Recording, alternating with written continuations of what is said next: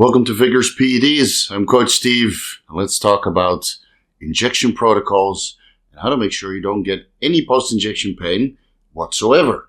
So I just finished completing an article about this in the group, so I'm just going to go over it and use the article as show notes to make sure you get all the information so you can inject safely, properly, hygienically, and don't get post-injection pain and abscess or that kind of stuff. Yeah, I'm not going to show you how to inject because that's the limitations of YouTube.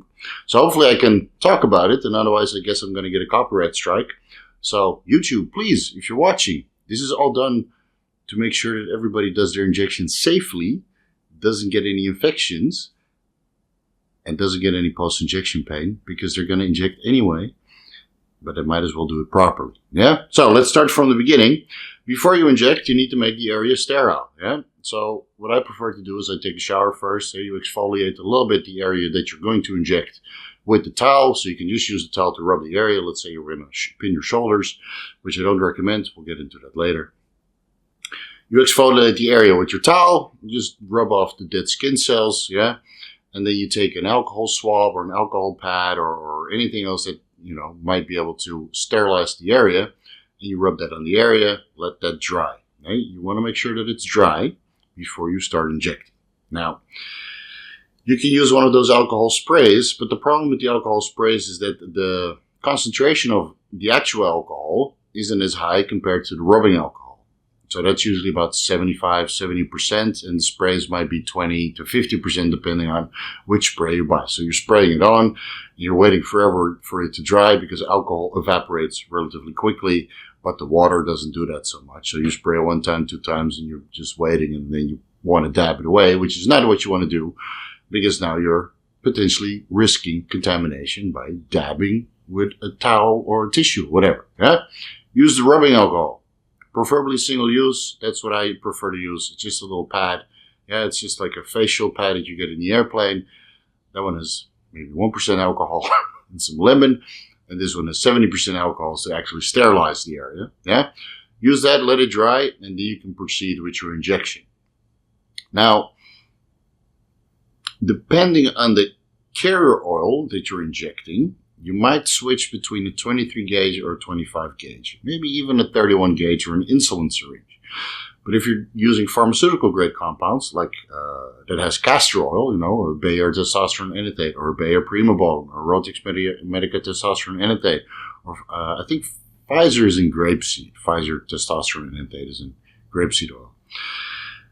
The viscosity kind of depends on which gauge of needle you can use. So a higher viscosity carrier oil requires a higher gauge of needle. Now, I'm able to pass castor oil, which is the highest viscosity of about 300. I'm able to pass it through a 25. 25 gauge times 1.5 inches. Now, 25 gauge times 1.5 inches creates minimal scar tissue because the bigger the gauge is, or the lower the gauge number, the bigger the scar tissue is going to be. So a 25 gauge is minuscule. Then you go to a 24, 23, 24, 18, that's only for drawing. 16, only for drawing. If you use anything over a 23 gauge, maybe even a 21, the thicker the needle, the more scar tissue you create, and that can lead to post-injection pain. So I prefer a lower gauge, or a higher gauge, which means a lower needle thickness, which might mean you're injecting for quite some time. 1 minute, 2 minutes, 5 minutes, depending on the volume that you're trying to inject. So if you're using 1 cc of castor oil, for testosterone enanthate or primobolan, it might take 2 or 3 minutes before you're done injecting. Yeah? So keep that in mind that, yes, it's going to go slow, but the scar tissue that you're creating is significantly less compared to a 23 or 21, or an 18. Some guys are crazy enough to use an 18. I'm not that crazy, and hopefully you're not that crazy to go with an 18. Now, thinner carrier oils like a cottonseed, grapeseed, sesame oil, some people prefer to brew with that, or an MCT oil, which is very, very easy. Those easily pass through a 25 gauge as well as an insulin syringe. Now, an insulin needle, is very thin. It's probably a 31, but it doesn't go deep enough. So you have to be really, really lean if you want to use that. And I would limit those injections to only 1 milliliter per time. Because again, an insulin needle is what, 8 millimeters, 13 millimeters? It's not that deep. A 25 gauge times 1.5 inches is 1.5 inches deep, yeah, especially if you're doing glutes and you got a little bit of body fat on you. At least you know it's sufficiently deep enough where it can actually absorb. If it's not deep enough, remember, the deeper it is in the muscle, the more vascularity you have, the more opportunity for lipases and esterases to break down the oil and the ester attached, so whether that's a propionate, cypionate, enanthate, the esterases can cleave off the ester attached to the steroid hormones, and the lipases can break down the carrier oil. Yeah? So that has to work in synergy. So the deeper it is, the better that process works. Again, if you're really, really lean and you're injecting something like a cotton, grape, or MCT oil, you might be able to get away with an insulin syringe. Again, limit that to 1 cc injections per site, but preferably you do it, with a 25 gauge, 1.5 inch. All right, with that out of the way, needle size for the carrier oils, when you go to water-based injections, sterility is number one. Yeah, because you got to remember, in water, the bacteria can grow easier compared to oil-based. In oil-based, it's almost impossible to get a bacterial infection or viral infection, but with water-based, it's a little bit easier to do that. So you got to make sure that it's sterile. If you use vials, water-based vials, every time you pierce the rubber stopper, you're allowing potentially for bacteria to enter the vial and multiply, for example. Right? And every time you're injecting air, whatever pollutants are in the air, those go into the vial and might get suspended in the water as well. So if you want to go with water-based, I would go with single-use ampules. 1 ml, 2 ml, 5 ml ampules, depending on the product that you're using. Draw everything and inject what you need. Yeah. So if the ampule is 1 cc, but you only want half a cc of product, inject half cc. You can risk to keep it another day. That's not as long as piercing a vial 10 times to get 10 cc's over 10 days, or half a cc over 20 days. That's going to be even more risky. That's 20 times you're piercing the vial, and then every time you're risking contamination of the the water-based vial. So if you go with an ampule, you only want half a cc. Okay, you can inject half. You draw half, inject half, and draw the other half in an insulin syringe, 3 ml, 5 ml, whatever syringe you need, or 1 ml. Keep it there without any air in it. Yeah? So now you don't risk any contamination of the water-based suspension or water-based injection that you have in the syringe because there's no air. Make sure you push out all the air before you inject, because when you inject air, your body has no real process to take that away. Yeah? Remember, air gets carried a little bit in the blood, whether that's CO2 or oxygen, but most of that is transported through red blood cells. Yeah? And it still needs your lungs and some of the endothelial tissue to actually release the oxygen and the CO2 into the surrounding tissue. But when you just inject air into tissue, it might take a while before that's taken away and removed from that area of injection. So make sure you never inject air, especially with water-based injections, because it just creates a lot of post-injection pain.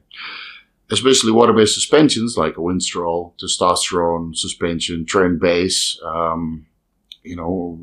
SARMs. Some people like to inject those water-based. It's not me, but it could be you. I don't know. Everybody has their preference, right? The suspensions are going to be painful because an ester makes a steroid molecule fat soluble. That's an ester is basically a fat attachment. Now, suspensions, they don't have that fat attachments, and that's why they're in water. Because otherwise there wouldn't be, nobody's going to make a testosterone enanthate in water. And it makes it very difficult for a testosterone suspension to suspend that in oil, unless they use this toxic synthetic carrier oil, which is incredibly poisonous to the body. Guaiacol, migliol, ethyl oleate, mag, propylene glycol. Again, guys, you shouldn't use that because it's such a strong solvent that it will dissolve the muscles from the inside out. Not that dramatically. but it will cause severe systemic inflammation, and that's something you definitely don't want because now you're risking cardiovascular disease. Yeah, so stay away from all that injectable anadrol, injectable anavol, injectable D-bol, whatever. Stay away from that stuff. Yeah. Injectable winstrol suspension, injectable testosterone suspension with at least FDA approved. Hopefully it's properly micronized, yeah, so the crystals are tiny, tiny, tiny. And then what you want to do is dilute that with another water-based compound like injectable carnitine, injectable glutathione, injectable B12 or B complex, injectable vitamin C, whatever. If you want 100 milligrams of injectable winstrol suspension, guaranteed it's going to hurt, even if it's micronized. I guarantee you it's going to hurt. But if you dilute the winstrol from 100 milligrams per milliliter to, with 4 cc's, 5 cc's of injectable carnitine, for example, which also hurts, but not as bad as winstrol. You dilute the winstrol to maybe 20 milligrams per milliliter. Now the volume of the injection is going to be higher, which allows more time to dissipate the actual winstrol throughout the tissue and reduces post-injection pain, because the post-injection pain comes when the water is removed from the injection depot and then the steroid crystal is left behind, which starts to irritate the tissue. The tissue causes a lot of inflammation because, remember, steroids have to attach to the androgen receptor, or go into albumin or the sexual hormone globulin to be able to be transported around tissue and then, potentiate their effects elsewhere. But when all the crystals are in one place and they're not attaching to the androgen receptors because they're way oversaturated in that area, they start to irritate cell membranes. And that's where the post-injection pain comes from. You get a lot of inflammation. You might not be able to contract that muscle very well because, there's a lot of bundled up inflammation in that area. White blood cells might go into that area to to attack the steroid molecule, basically, because it's creating irritation. Again, increase the volume of the concentration, or increase the volume of the injection so the concentration is less, and that should reduce the post-injection pain quite significantly. And otherwise limit it to maybe 2 cc's one side, 2 cc's the other side. Now you only get maybe 50 milligrams per injection side instead of 100 milligrams over 4 or 5 ml. Now you get 50 milligrams over 2, 3 ml on both sides. Yeah. Again, another way to kind of mitigate the post-injection pain and make sure that the sterility is all good, of course, because that's where most of the misery with water-based steroids or other compounds is going to come from. Some people prefer to aspirate, some people don't. You can do it, especially with something like Trenbolone or injectable suspensions, water-based injectable suspension. You should aspirate, because the problem with Trenbolone, acetate, propionate, enanthate, Trembase, parabolin. The problem is if you hit a vein and you inject half a cc, full cc of Trenbolone, I'm sure everybody knows where we're going with this. The Tren cough is real. Yeah, all this Trenbolone and solvent is now coming out of your lungs, causing a tremendous amount of irritation to the point you're on the floor, coughing up a storm, cursing at the sky, while you're curled up in the fetus position. Swearing to never use Trenbolone again, and then after 5 minutes, 7 minutes, that all passes, and since you realize that you just wasted a whole cc of Trenbolone, you're probably going to inject it again. It's a bit of an addict behavior, but this is bodybuilding. That's how bodybuilders think. So you can undo some of the side effects by using Ventolin salbutamol inhaler that opens up the bronchial tubes. You might want to take that preventatively if you're injecting Trenbolone every day. Take 1 to 3 puffs of Ventolin salbutamol inhaler, and then prepare yourself for the potential of Tren cough, which should be significantly less because the Ventolin opens up the bronchial tubes, and whatever Tren enters the bloodstream can be coughed out without causing you to curl up in the fetus position. Yeah. So you don't want that to happen, of course. That's why we aspirate. The needle goes in. You hold it steady, you aspirate to make sure that there's no blood coming out, and when you see a little vacuumed bubble at the top of your syringe, basically means you're good to go and start injecting. Now, the trick here is to not push the needle in further, because you could be this much off from a vein, And then once you start injecting, you push the needle in, a millimeter further, and now you nick a vein, and everything is going straight into the bloodstream. Yeah? Be careful with that. So you need 2 hands if you want to aspirate. Aspirating with 1 hand, if you're a pro and you're very good at this and you have a little bit of experience under your belt, okay, you can do it. But you still might push in the needle a little bit further, causing you to hit a vein, and then all the carrier oil and the trenbolone or whatever compound is in there is all going to go into the bloodstream and cause some effect, some negative side effects. Same as with injectable Winstrol suspension. You'll feel the crystals passing through the bloodstream, and that hurts pretty well until it's diluted through the blood. Basically just burns. So again, aspirate with those compounds. Other compounds you probably can get away with not aspirating. I think the first couple cycles you still need to aspirate. That's what I did. But once you know where to inject, where you never really hit a vein, the upper glutes, upper quads, maybe the lats, even the shoulders, most of those areas are relatively safe, and you don't have a tendency to nick a vein or a nerve. You can get away without aspirating. It depends on how much experience you have and how steady your hand is. So that brings us to the area of the next one, and it's cleaning up after your injection, because you still want to make sure that the sterility of the area stays 100%, so nothing can enter the body after you're done injecting, because you just created a tiny hole and you're breaking.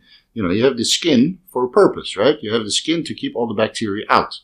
And then whatever bacteria enter your lungs or your mouth or other parts of the body, they're usually met with, stomach acid or lung stuff or white blood cells to fight off the infection.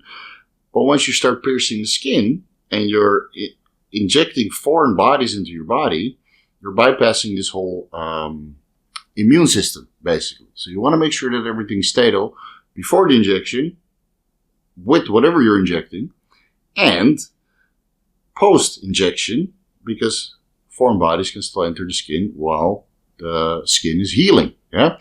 So what you want to do? You use a little bit of the alcohol swab, clean that away. You sterilize the area again. You let that dry. Hopefully, in this time, the wound will close. You should be left with a tiny, tiny dot that kind of looks like an old popped pimple. If you bleed a little bit, just let it bleed first, because bleeding closes the wound, and when the wound is closed, you can wipe away the excess blood with the alcohol swab, and that shouldn't cause additional bleeding. If that does happen again, just let it dry, chill out, relax. It will heal. The wound will close. Once everything is dried and you have a little bit of a scab, you can use the alcohol swab and wipe away the excess. Clean up after yourself. Throw everything away. Don't reuse needles. Don't be that guy. Don't be a f***ing street junkie. Yeah? I'm sorry to have to say it like this, but I know a couple of guys that just reuse their insulin syringes and because it's difficult to find. Don't be that guy, because that leads to all sorts of problems. Plus, every time you use a needle, even when you puncture a vial of a peptide or an oil vial with steroids inside, you're dulling the needle. That's why we swap these needles every time we puncture something. So you puncture the vial, you draw it an 18-inch. Once you've used the 18-inch to draw a vial, you're not going to use the 18-inch to inject, or the 18-gauge to inject. You're going to switch that to a 25-gauge or 23-gauge, depending on the viscosity of the oil. I prefer 25-gauge in patients. Yeah, it might take a while, but you'll still be okay and off better that way. So every time you use a needle, you switch it and throw the used one away. Yeah, whether that's using the needle in an ampule, a vial, a small vial for the peptides. After injection, just throw it all away. Yeah, it's not that expensive. It's not worth risking an infection over. And again, every time you use a needle again, because it dulls every time, you're creating more and more scar tissue. So don't reuse insulin syringes. Just single use, throw it away. Don't do it. And if you don't have any needles, okay, too bad. You're not going to be using anything. It's that simple, That's the golden rule when you want to go hormonize yourself. Don't reuse the insulin needles or the syringes or anything. Just throw it. Yeah, single use only. I hope that wraps it up for you guys to stay safe. I'm not really sure if the YouTube algorithm is going to pick up on this. Oh, let's go over injection sites before I forget that. So, injection sites, the ones I prefer to use is upper glutes, upper quads, and lats. Don't do your shoulders, because the problem is the more often you do your shoulders or your upper chest, wherever there's striations when you're leaner, the more often you do that, the more scar tissue you develop. And scar tissue doesn't look nice. So, you do like a back double bicep. Yeah. Oh, it's going to be difficult. Well, I'll overlay a picture. You see, I still have striated shoulders because I don't hit my shoulders. But my glutes might still have a little bit of inflammation. And that's okay, because when my pants come off, only my wife is around, and she can accept it. And you can still get away a little bit with the upper glutes. Okay, most people won't have any definition there, and the posing trunks are over it. The lower glutes will still have separation. The upper quads also don't have any separation and striations. That's mostly in the middle, the lower part of the quad, where you have the feathering and the deep separation and everything. So you can use the outer upper quad to inject. And the lats, of course, is probably the best place, even though it's not as easy to inject there, because you'll have to cross your arm to the other side and then hit it that way. But there's no striations here, and it's a very large muscle, unless you hit the cosmic lottery and you have no lats. That happens too. If you have no lats, don't inject it. But if your lats are respectable, you can definitely put some oil in there. But you'll just have to get a little bit flexible and hit them that way. From my experience, they're probably one of the better places to inject. I wouldn't do water-based injections in there, because when you start to do pull-downs and pull-overs, and there's a little bit of inflammation from the water-based suspensions, it's going to be more difficult to get a full range of motion. So don't do that. Stay away from water-based injections. You can probably get away with glutes with that, because if you're really going to do everyday water-based injections of 4 or 5 cc's, you can probably zipper up and down the glutes and hit them every other day per side. Yes, you'll get some inflammation, but you'll still be able to walk or do most exercises, besides maybe a reverse hyperextension, which is not the end of the world. But if you do lats or quads, with quads you probably won't be able to do anything, any pressing movements if you got some inflammation. And with lats, full range of motion is also very, very difficult. So I would do water-based suspensions only in the glutes. Don't hit your arms, guys. No. Put it in a place where nobody can see. Yeah, I've seen a couple guys with those lumpy arms. It's not a pretty sight, and it never goes away. And it just looks like a rock of previously bicep. The artist formerly known as biceps. Let's leave it at that. I hope that sends you on the right way to inject properly, sterile, and prevent post-injection pain or abscesses or that kind of stuff. If you can, source some Augmentin and Keflex. Keep that on hand at all times. Hopefully with this information you'll never use it, but it's better to have it on standby, just in case you get an infection. Then you can start that before it gets too severe, and then you have to source that online somewhere, waiting for the delivery or getting it through a doctor, which might take several days. Every day it compounds, it gets worse and worse and worse. You don't want that to happen. Make sure you stock that, and hopefully you can let that sit in the closet all the way till the expiration date is finished, because you never had an injection, because you practiced safe and sterile injection methods. Yeah, hope that helps. See you guys in the next video. Have a nice day.